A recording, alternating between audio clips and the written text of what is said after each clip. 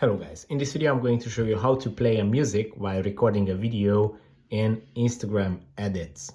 So it's quite easy to do. I'm going to show you, just log in with your Instagram account into the Edits app, and this is going to be the homepage that appears when you open up the app. Then move on to the recording tab, which is going to be the second one from the right side of the screen.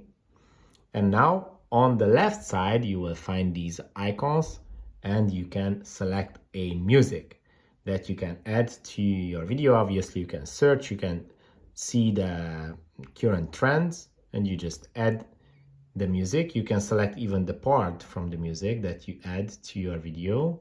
Tap on done, and then now when you start recording, the music is going to play. I'm not going to play it because of copyright reasons, but the music is going to play in the background and you can record, and the music is going to be synced with your video. If this video was helpful for you, please consider sending a super thanks donation.